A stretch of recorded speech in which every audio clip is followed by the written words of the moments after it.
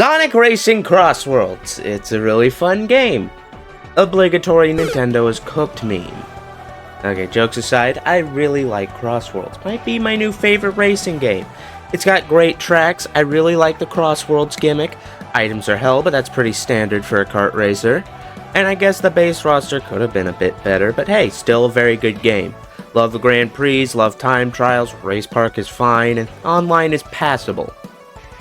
Now, I spent most of my time in this game doing Race Park and time trials, so I don't do much online, but consistently one thing that has been getting me to play online, and probably still will in the future, are the festivals. Little online events to celebrate a new character or characters joining the game with a festival themed all around them.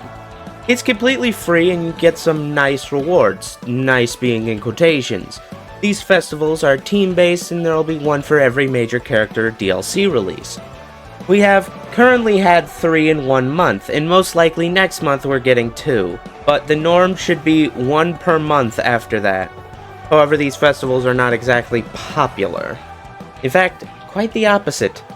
This is for a variety of reasons. You're gonna have to watch the video for said reasons, of course, but I'm just gonna let you know I'm not the biggest fan of these either.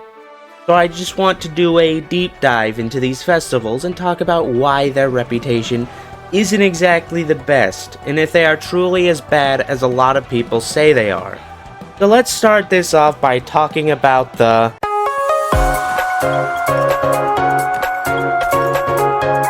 So starting off, we have the themes of these festivals, which they're all going to be based off new characters added to the game to celebrate the release. There have been 3 so far themed around Hatsune Miku, Minecraft, and Joker Persona 5.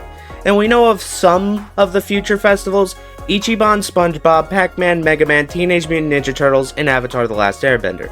And most likely Nights in Ai. Each time there's a festival, the main menu is going to change to better fit the character, and these festivals will have 3 teams of 4, with each team being based around a specific character. The Miku Festival, of course, has Team Hatsune Miku, and sorry if I butcher the pronunciation of these, Team Megurine Luca, and Kagamine Rin and Len, with the team colors being blue, pink, and yellow respectively. Then Minecraft with Team Gas, Zombie, and Enderman, being red, green, and purple. Then finally the Persona Festival with Team Joker, Violet, and Mona, with them each being red, I guess this could be considered violet, and blue. Why are you blue? Okay, I think it's supposed to be a reference to the Velvet Room, and more specifically the Velvet Room attendants with the added yellow. Or I guess maybe it could be his eyes. But come on, why isn't this Mona bus colored? And based off the theme, the game modes and prizes will be different.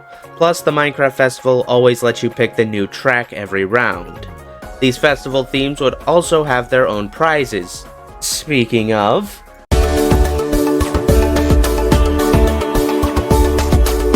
I don't think the prizes are that good.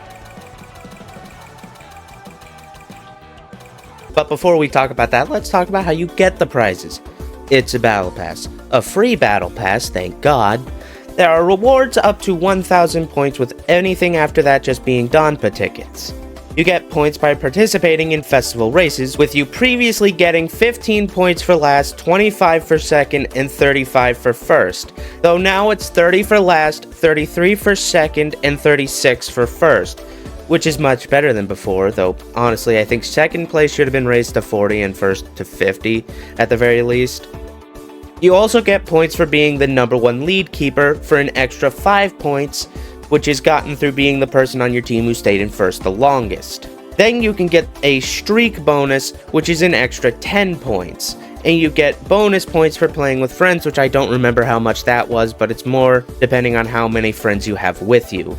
There is also a random chance for a double points bonus, meaning if you get first in that race, you get double the points.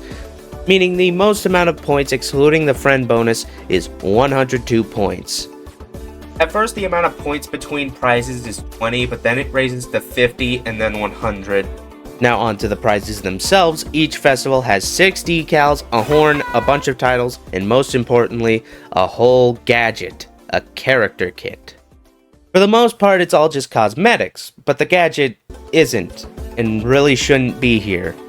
At the very least, it's very early on, and Sega has stated that they might bring back the gadgets for everyone.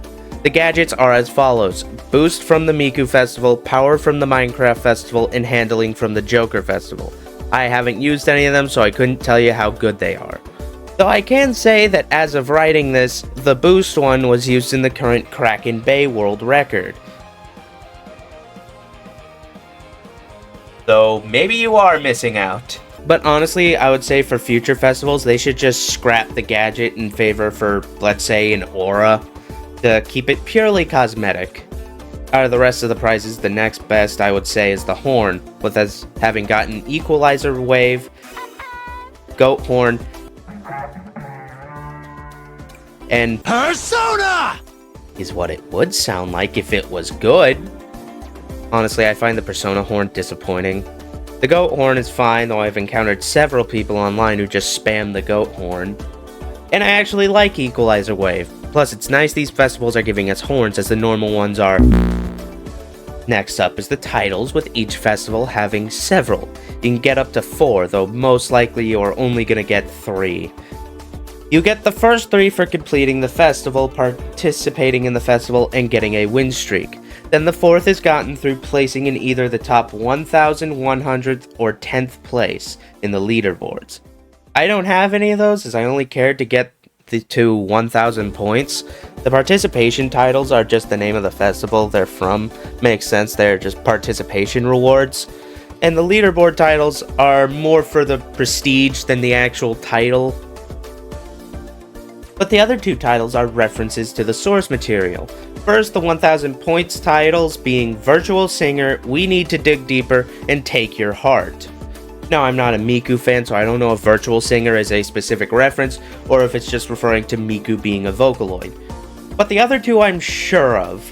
We Need to Dig Deeper is a reference to the advancement We Need to Go Deeper gotten by going to the Nether. In mind, this is technically not my first time going to the Nether in this world. And Take Your Heart is, well, just basically the Phantom Thieves catchphrase. Then there is the 4th title, gotten through getting a win streak. Those titles being A Voice That Captures Your Heart, This Boat Has Wheels, and The Phantoms. Once again, don't know if the Miku one is a specific reference. The Minecraft one is a reference to the advancement This Boat Has Legs, gotten through specifically boosting on a Strider with a warped fungus on a stick. Then the Phantoms is just one of the names for the group from Persona 5. I am unsure as to why they didn't go with the Phantom Thieves, or better yet, their full title, the Phantom Thieves of Hearts. Would have made a much better title. Then we get to the final rewards, which are 6 different decals. I don't think any of these are that particularly good or special, especially since they aren't specifically made. They are just probably the first result they found on Google. Well, except for technically these 3 for Miku. This isn't inherently bad, just a little lazy in comparison to the fantastic decals the main cast had made for them. It's just, these also aren't that good of decals. Well, mainly the ones that are just artwork of the characters, which personally I don't think work well as decals, excluding the Minecraft ones, which Minecraft characters just kind of work better as decals. But just full body pictures of Joker, Violet, Miku, and the other 3 Vocaloids, I feel they are very hard to work into a design, unless your design is just Miku's face at the front of your car. They are also especially hard to fit onto an Extreme Gear. Once again, the Sonic characters got specially made decals. It's not like I give Metal Sonic my life savings and it's just... I don't really want this. But personally, I think the Joker Festival got the best decals. Specifically because these 3 are hard carrying it due to being like actual good decals. Honestly, I'd say these rewards are kinda pathetic and not worth it whatsoever. Like, I doubt most players are getting FOMO over Persona, This Boat Has Wheels, Hatsune Miku, Sonic Racing 2. In fact, the only thing that would reasonably cause FOMO, I feel like, is the gadget, which you only need 140 points for, and Sonic Team said they might bring those back for everyone in a future update. But even then, I still don't think a gadget should even be here. I mean, what if the boost gadget from the Miku event ended up being the best gadget in the game? That would suck for anyone who didn't participate in the event. The real saving grace of this, though, is they are really good for farming Donpa tickets, and with the Joker Festival, getting all the rewards became far easier due to them upping the amount of points you get. I spent like 2 hours in the Joker Festival as opposed to 5 hours in the Miku and Minecraft festivals. But oh well, the prizes kinda suck. But maybe the next part's decent.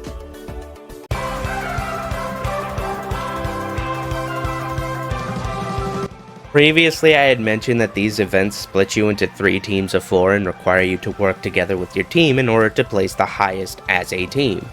You have little lines connecting you to your teammates to help show you who your teammates are. You can see their placements instead of the map, though if you want you can turn that off. You can bump into your teammates for a speed boost. You can also perform a team boost, which is charged by doing some sort of action related to the game mode you're currently playing. Your team's overall score is determined by adding up everyone's placements, so theoretically if your entire team got top 4, your team would have 46 points. Now, this mode is not exclusive to the festivals, also being found in Race Park, where you can race with either friends or CPUs.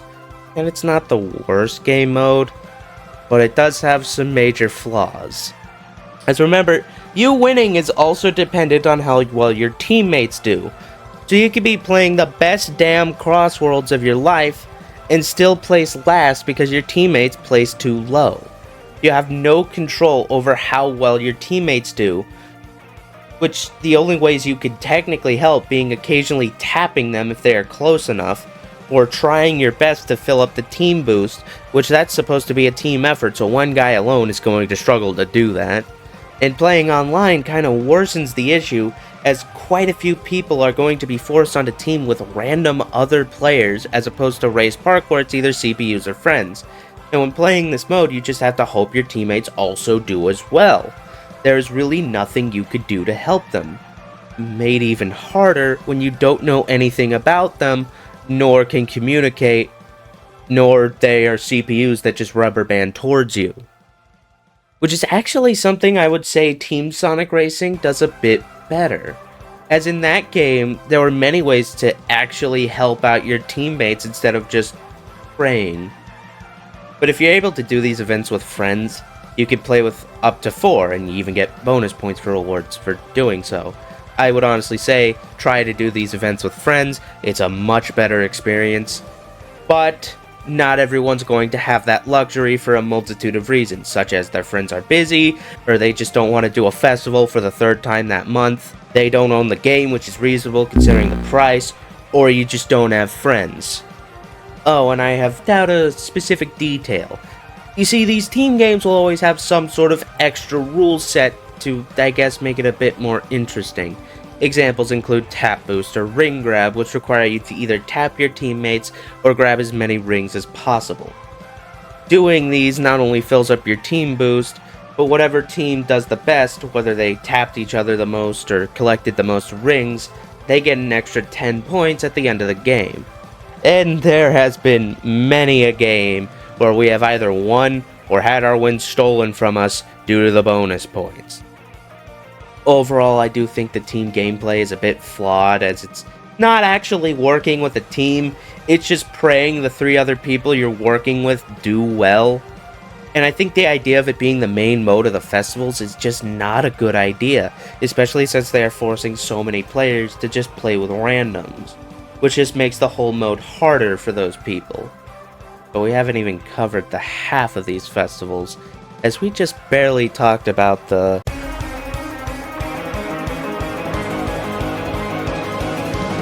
As mentioned previously, there are several different game modes used for these festivals.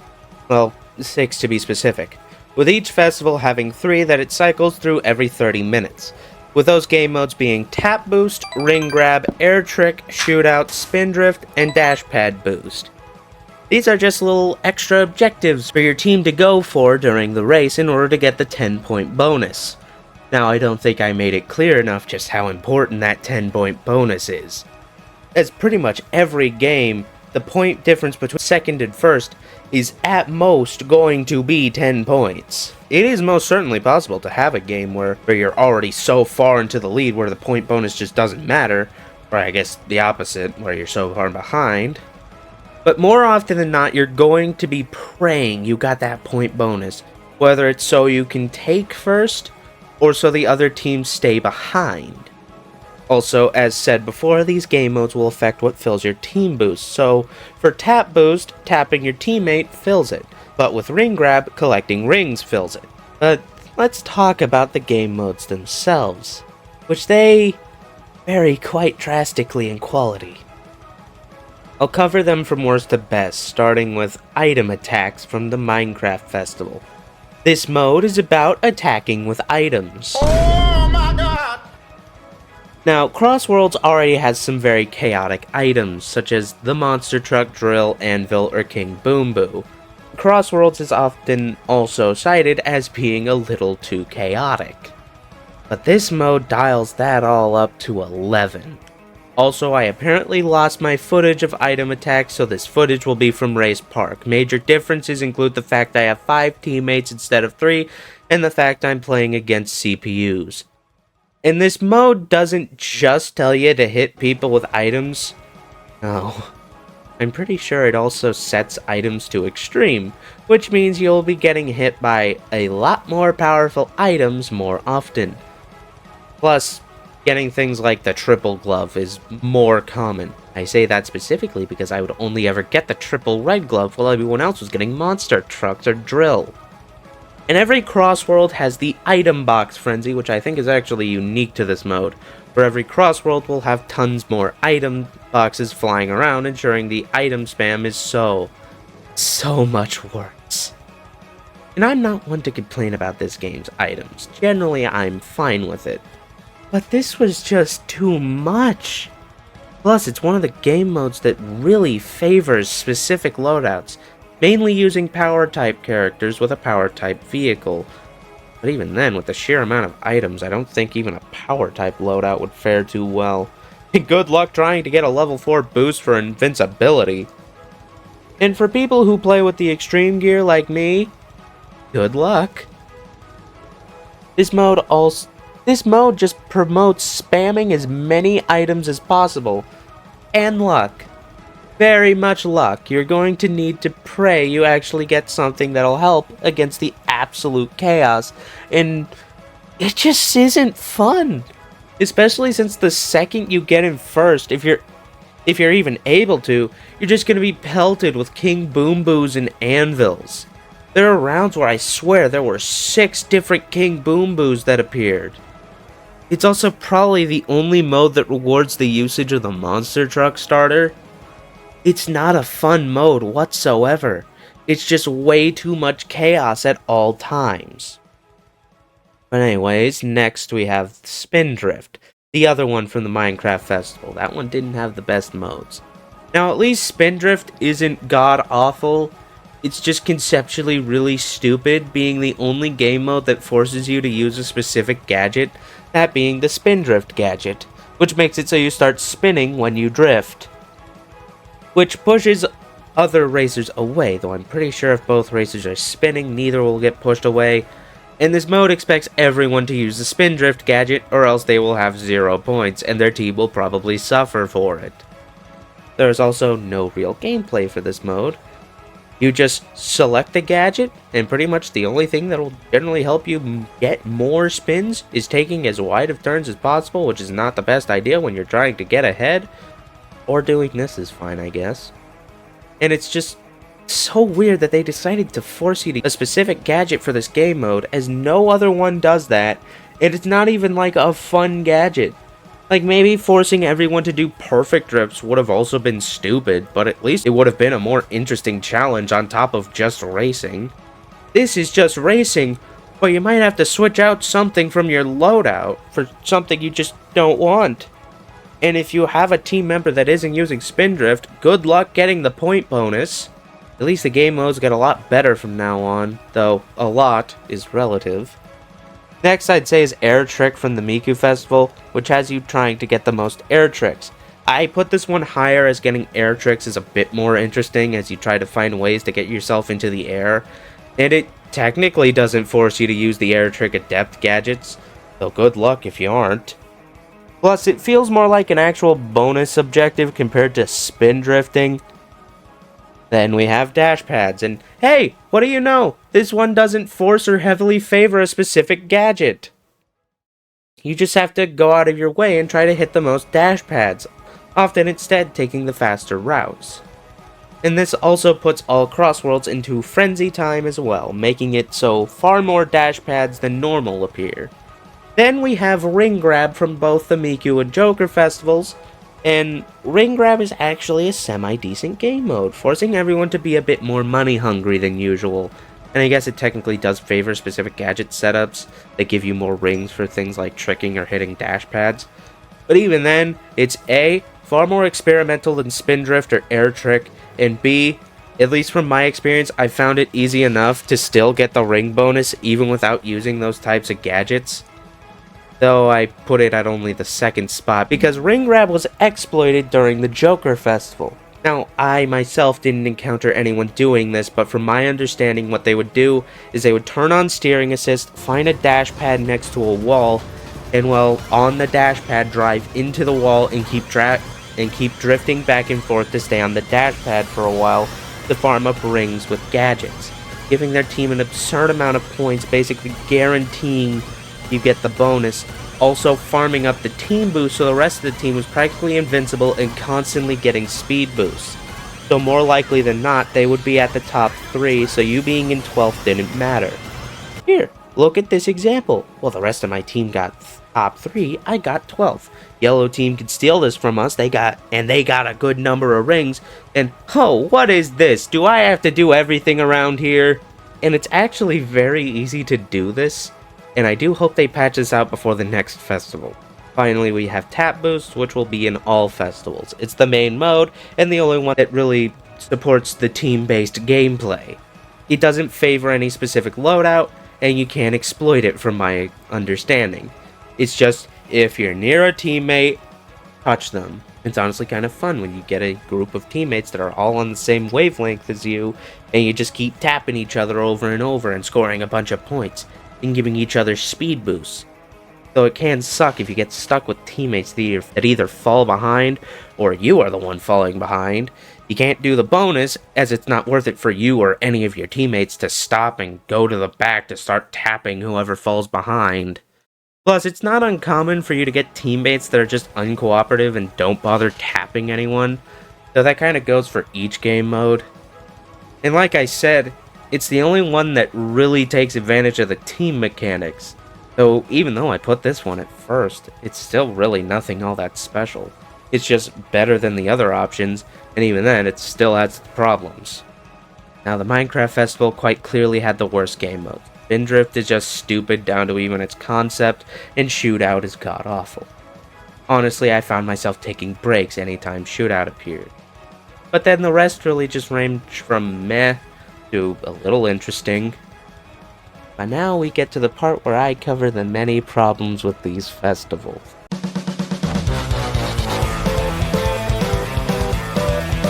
Okay, first and most common complaint of these festivals, and probably their biggest problem, is normal world matches disabled for the duration of the festival, so nobody can play just normal Sonic Racing CrossWorlds. Instead, they are all forced into the team gameplay of the festivals, which the team gameplay is just strictly inferior to the normal gameplay, as you don't have to worry about how competent 3 other random players are.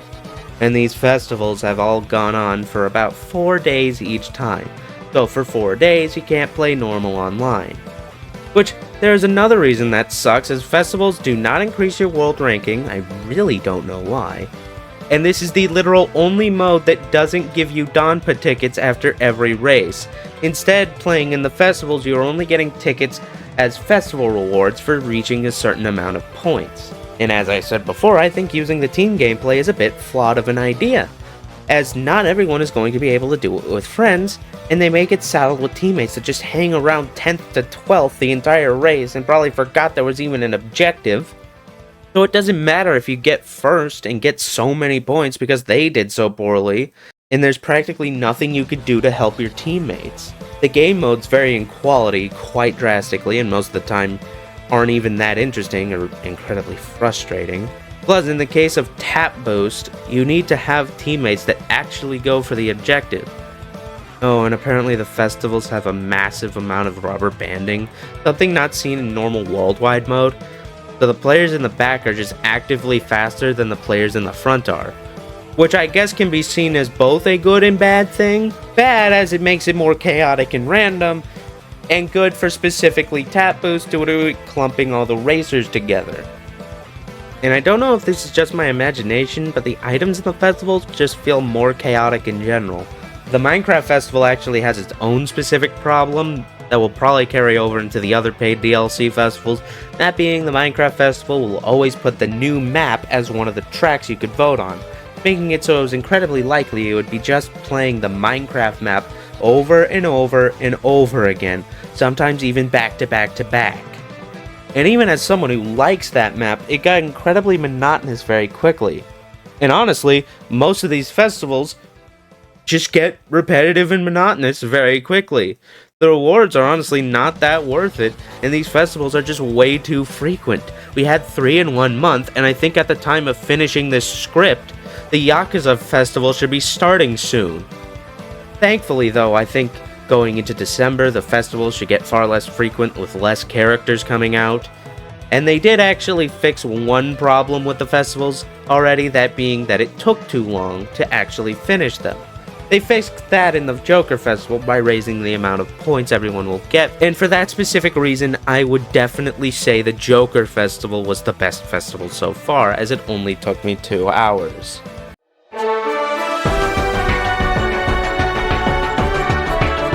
And yeah, the festivals are not that good in CrossWorlds. They are repetitive, frustrating, the team-based gameplay is very flawed, the rewards aside from the gadget are not worth it, can't play normal world matches, and the game modes are not that good.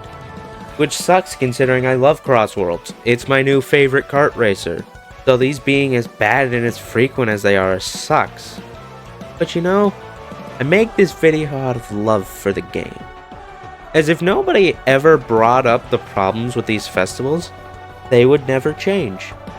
And Sonic Team has already shown some willingness to listen to the community, to make these festivals better as they raise the amount of points and tickets you receive in the Joker Festival. And with the prospect of this game maybe getting content for 3 years, maybe within those 3 years, with enough feedback, Sonic Team will change these festivals for the better. And they definitely need to change something, like maybe making the rewards a bit better, making them not as frequent, making the team-based gameplay better, making better game modes, and biggest of all, making normal online still accessible. But let's hope Sega learns from their mistakes, and for me, the most I can hope for is that they never bring back Shootout.